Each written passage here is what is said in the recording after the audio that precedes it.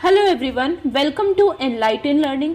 आज के इस वीडियो लेक्चर में हम डिस्कस करने वाले हैं about bills of exchange. Bills of exchange होता क्या है, कितनी पार्टीज होती हैं बिल्स ऑफ एक्सचेंज में, एंड क्या क्या एसेंशियल एलिमेंट्स हो जाते हैं आपके बिल्स ऑफ एक्सचेंज में, ये सभी चीजें हम आज के वीडियो लेक्चर में कवर करने वाले हैं। देखिए, नेगोशिएबल इंस्ट्रूमेंट एक्ट हमारा चल रहा था। नेगोशिएबल इंस्ट्रूमेंट एक्ट 1881 में आया था। इसमें 3 टाइप्स के आपके नेगोशिएबल इंस्ट्रूमेंट होते हैं। नेगोशिएबल इंस्ट्रूमेंट की डेफिनेशन में भी बोला गया है कि negotiable instrument can be a promissory note, bills of exchange और अ चेक। सो प्रॉमिसरी नोट को हमने पहले स्टडी कर लिया है। आज के इस वीडियो लेक्चर में जो हमारा मेन फोकस रहेगा वो रहने वाला है बिल्स ऑफ एक्सचेंज पर। बिल्स ऑफ एक्सचेंज की डीपली स्टडी आज हम क्लियर करेंगे, पार्टीज के बारे में देखेंगे और साथ ही इसके सेक्शन को भी देखेंगे। देखिए, नेगोशिएबल इंस्ट्रूमेंट के सेक्शन लर्न करना बेहद इजी है। प्रॉमिसरी नोट का सेक्शन 4 है, बिल्स ऑफ एक्सचेंज का 5 है और चेक का है आपका 6। सो आपको 3 सेक्शंस लर्न रखने हैं अपने एग्जामिनेशन के लिए। मैं यहाँ पर बात कर रही हूँ बीकॉम एंड बीबीए के एग्जाम में जो आपको नेगोशिएबल इंस्ट्रूमेंट एक्ट से सेक्शन लर्न रखने हैं वो एक तो हो जाता है सेक्शन 13 सबसेक्शन 1 जहां पर डेफिनेशन दी गई है। उसके बाद सेक्शन 4 जो कि है प्रॉमिसरी नोट का, सेक्शन 5 जो कि है बिल्स ऑफ एक्सचेंज और सेक्शन 6 आपके हो जाते हैं चेक। सो ये वो 3 इंस्ट्रूमेंट हैं जो कि नेगोशिएबल इंस्ट्रूमेंट एक्ट में कवर होते हैं। और साथ ही बेसिक नॉलेज के लिए कुछ इंस्ट्रूमेंट ऐसे भी हैं जो कि आपके नेगोशिएबल इंस्ट्रूमेंट नहीं माने जाते। उसमें से आपका money order, fix deposit, share certificate, postal order, national service certificate, ये आपके वो सभी नेगोशिएबल इंस्ट्रूमेंट हो जाते हैं जो कि नेगोशिएबल इंस्ट्रूमेंट में नहीं आते हैं, नहीं काउंट होते हैं। सो चलिए देख लेते हैं about bills of exchange. Bill of exchange होता क्या है?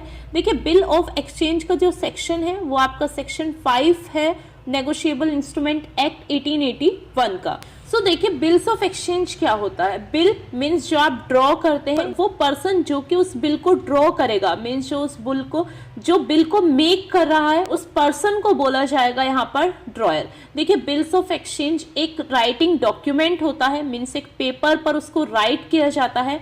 मेकर के साइन होते हैं, मेकर यहाँ पे होगा आपका ड्रॉयर। जो पर्सन बिल को मेक करेगा, बनाएगा, उस पर्सन को बोला जाता है मेकर और ड्रॉयर। ड्रॉयर वो पर्सन होगा जो कि उस बिल को राइट करेगा, लिखेगा। देखिए, प्रॉमिसरी नोट में 2 पार्टीज होती है, मेकर एंड पेई। वहां पर पेई ड्रॉ करता है आपके promissory note, but bills of exchange में आपका बिल्स ऑफ एक्सचेंज ड्रॉ किया जाता है ड्रॉयर के द्वारा, मीन्स मेकर के द्वारा, और वो मेकर यहाँ पर सेलर होगा। फॉर एग्जाम्पल, ए एक पर्सन है, बी एक पर्सन है। ए ने क्रेडिट सेल करा है बी को, तो यहाँ पर जो बिल बनाएगा वो ए होगा। ए यहाँ पर सेलर है, बी यहाँ पर बायर है, मीन्स ए यहाँ पर कहलाएगा ड्रॉयर और बी कहलाएगा ड्रॉई। मीन्स यहाँ पर आपको क्लियर हो गया होगा पार्टीज का, ये हम आगे देखेंगे। फिलहाल डेफिनेशन देख लेते हैं। नेगोशिएबल इंस्ट्रूमेंट एक्ट जहां पर मैं बात कर रही हूँ बिल्स ऑफ एक्सचेंज की, ये वो एक अनकंडीशनल डॉक्यूमेंट होता है, अनकंडीशनल राइटिंग स्टेटमेंट होती है जो कि साइन किया जाता है मेकर मीन्स ड्रॉयर के द्वारा, जहां पर ऑर्डर होता है कि वो या तो डायरेक्टली उस पर्सन को पे करे या फिर वो जिसको बोल रहा है उसको पे किया जाए। फॉर एग्जाम्पल, एक पर्सन है, उसने सेल किया है, क्रेडिट सेल किया है बी को, तो ए ने बोला है कि आप पेमेंट मुझे ना देके सी को पेमेंट दीजिएगा। मीन्स यहाँ पर 3 पार्टीज इंक्लूड हो जाती हैं, या तो वो पेमेंट ए को होगी या फिर वो पेमेंट होगी सी को। तो उसके लिए जो वो बिल ड्रॉ करता है उस बिल को बोला जाता है बिल ऑफ एक्सचेंज। एग्जाम्पल की हेल्प से समझते हैं। एक पर्सन है राम, एक पर्सन है श्याम। राम यहाँ पर सेलर है और श्याम यहाँ पर परचेजर है। श्याम कुछ भी परचेज करके ले जाता है राम से। सो राम के पास जितना राम ने सेल किया है उतना ही पैसा राम पर उधारी भी है। ध्यान से सुनिएगा। फॉर एग्जाम्पल, राम अगर सेल कर रहा है 5000 का, तो 5000 ही पैसा उसे किसी और को भी देना है, और वो उधारी किसका है? किसी और दूसरे पर्सन का भी राम के ऊपर उधारी है। तो श्याम को बोलता है राम कि आप वो 5000 रुपया मुझे ना देके वो थर्ड पर्सन जिस पर राम की उधारी है उसको दे देना। उसके लिए मैं आपके लिए एक बिल ड्रॉ कर देता हूं जिसको बोला जाएगा बिल ऑफ एक्सचेंज। सो यहाँ पर क्लियर हुआ होगा आपको बिल ऑफ एक्सचेंज होता क्या है। देखिए, बिल ऑफ एक्सचेंज एक राइटिंग डॉक्यूमेंट है, अनकंडीशनल ऑर्डर है जो कि साइन किया जाता है मेकर के द्वारा, और उसमें ऑर्डर होता है कि वो certain sum of money means जितना पैसा उस पर लिखा हुआ है बिल्स ऑफ एक्सचेंज पर, उतना पैसा वो उस पर्सन को या उसके द्वारा बताए गए किसी दूसरे पर्सन को इस डेट को पेमेंट कर दे, सो उसे बोला जाता है bill of exchange. I hope आपको मीनिंग क्लियर हुआ होगा और अच्छे से समझ में आएगा। आइए इसका एक डेमो देख लेते हैं, फॉर्मेट देख लेते हैं बिल्स ऑफ एक्सचेंज का। देखिए यहां पर समझने की कोशिश कीजिएगा। 2 पर्सन्स हैं, एक पर्सन है राजीव और एक पर्सन है समीर। राजीव वो पर्सन है जिसने कुछ भी सेल किया होगा समीर को, और वो सेल किया है उधारी पर। समीर को पैसा पे करना है 10,000 रुपीज राजीव को। सो अब किस तरीके से बिल ऑफ एक्सचेंज आप ड्रॉ करेंगे ये देख लेते हैं। यहां पर हम थर्ड पर्सन वाला भी केस लेकर चलेंगे, मीन्स थर्ड पार्टी कैसे इन्वॉल्व होगी बिल्स ऑफ एक्सचेंज में, ये भी हम देखेंगे। सो राजीव जो कि सेलर कह लो आप, वो पर्सन जो कि बिल को मेक कर रहा है, बिल को बना रहा है, ड्रॉ कर रहा है, उस पर्सन राजीव को बोला जाएगा ड्रॉयर।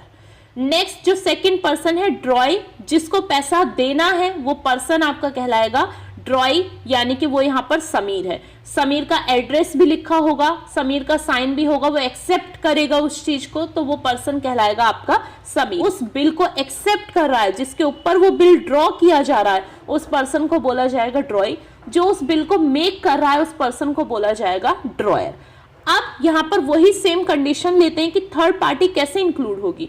राजीव को पैसा पे करना था तरुण को भी, राजीव को ध्यान से सुनिएगा, पैसा पे करना था तरुण को, और समीर को पैसा देना है राजीव को। मीन्स उधारी राजीव के ऊपर भी है और समीर के ऊपर भी है। राजीव को किसी थर्ड पर्सन को देना है जो कि है आपका तरुण, और समीर को देना है राजीव को। सो राजीव एक बिल ड्रॉ करता है और उसमें लिखता है 5 months after date pay Tarun और his order the sum of rupees 10,000 only for the value received, कि तरुण को इस डेट के 5 months के बाद, May 2, 2001 के 5 महीने बाद, मीन्स 2 मई से आगे के 5 months लगा लीजिए, उस 5 months के बाद तरुण को पेमेंट करना है।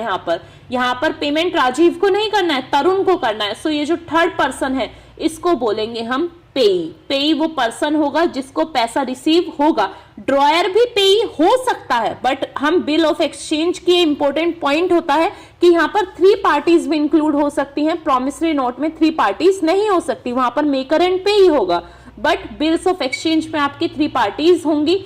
ड्रॉयर भी यहाँ पर पेई हो सकता है, ध्यान रखिएगा, और पेई कोई थर्ड पर्सन भी हो सकता है। यहाँ पर राजीव ने उस बिल ऑफ एक्सचेंज में लिखा है, बिल में लिख कर दिया है कि 5 महीने के बाद आप तरुण को पेमेंट कर देंगे, जो भी वैल्यू रिसीव हुई है उस वैल्यू के रिसीव होने के बदले में 10,000 रुपीज आप तरुण को पे कर देंगे। सो यहाँ पर ये टोटल 3 पार्टीज हुई। राजीव जो कि कहलाएगा ड्रॉयर, समीर जो कि होगा ड्रॉई, और तरुण जो कि आपका कहलाएगा पेई। सो ड्रॉयर कौन होगा? The person who make the order for making payment, जो कि ऑर्डर दे रहा है पेमेंट देने के लिए, वो पर्सन कहलाएगा ड्रॉयर। हमने जो भी एग्जांपल देखा उसमें राजीव था ड्रॉयर। अब ड्रॉई कौन होगा? The person to whom the order to pay is made, mean जिसके ऊपर वो ऑर्डर दिया गया है, जिसको वो पेमेंट करनी है, उस पर्सन को बोला जाएगा ड्रॉई, और वो ड्रॉई यहां पर है समीर। नेक्स्ट थर्ड पर्सन आपका कहलाएगा payee. The person to whom the payment is to be made, means जो पेमेंट को रिसीव करेगा, जिसको पैसा देना है, उसको बोला जाएगा पेई। हमारे एग्जाम्पल में जो पेई था वो था तरुण। आई होप आपको parties of bills of exchange अच्छे से क्लियर हो गया होगा। आइए अब जल्दी से एसेंशियल्स देख लेते हैं बिल्स ऑफ एक्सचेंज के। देखिए बिल्स ऑफ एक्सचेंज हमेशा राइटिंग में होगा, कोई भी नेगोशिएबल इंस्ट्रूमेंट हमेशा राइटिंग में ही होगा। ऑरली कोई भी नेगोशिएबल इंस्ट्रूमेंट वैलिड या फिर लीगल नहीं होगा। It must contain an order to pay, a mere request to pay on account will not be the amount of the order. यहाँ पर एक ऑर्डर दिया जा रहा है, रिक्वेस्ट करी जा रही है कि वो उतना पैसा उस पर्सन को पे कर दे, और आपका ऑर्डर अनकंडीशनल होगा। नेगोशिएबल इंस्ट्रूमेंट चाहे कोई भी हो वो अनकंडीशनल होंगे। नेगोशिएबल इंस्ट्रूमेंट में कोई भी कंडीशन वहां पर नहीं होगी। साइन किया जाएगा आपका negotiable instrument bill of exchange dryer के द्वारा। 3 पार्टीज होंगी, ड्रॉयर, ड्रॉई एंड पेई। अब उन पार्टीज में कोई ऑल्टरनेशन नहीं हो सकती है। जो आपने नेम लिख दिया है उसी पर्सन को वो पैसा दिया जाएगा। जितना भी आपको पेमेंट करनी है वो पेमेंट आपकी रिटर्न होगी, वो आपका वर्ड्स में भी मेंशन होगा बिल पर, और आपका न्यूमेरिकल फॉर्म में भी मेंशन होगा, particular certain sum of money वहां पर लिखी होगी। The bill must contain is an order to pay money only, और negotiable instrument bill of exchange हमेशा मनी को पे करने के लिए ही ड्रॉ किया जाएगा। बार्टर सिस्टम अलाउ नहीं होता है आपका बिल्स ऑफ एक्सचेंज पे। It must be compiled with the formalities as regard date, consideration, stamp, etc. सारी formalities उसमें होनी चाहिए, डेट डली होनी चाहिए, आपके साइन होने चाहिए, स्टैंप लगी होनी चाहिए, कंसिडरेशन होना चाहिए, ये सभी चीजें वहां पर अवेलेबल होनी चाहिए। सो ये एसेंशियल एलिमेंट्स हो जाते हैं आपके बिल्स ऑफ एक्सचेंज में। आई होप आपको अच्छे से क्लियर हो गया होगा। देखिए, बिल्स ऑफ एक्सचेंज बहुत इजी लैंग्वेज में बोला जाए तो एक रिटन अनकंडीशनल डॉक्यूमेंट होता है जहां पर साइन होते हैं मेकर के, और मेकर ऑर्डर देता है कि सर्टेन सम ऑफ मनी उसको पे करना है। आई होप आपको meaning, definition, essential elements and parties of bills of exchange अच्छे से क्लियर हो गया होगा। If you like this video then please do like, share and subscribe. Thank you for watching this video guys.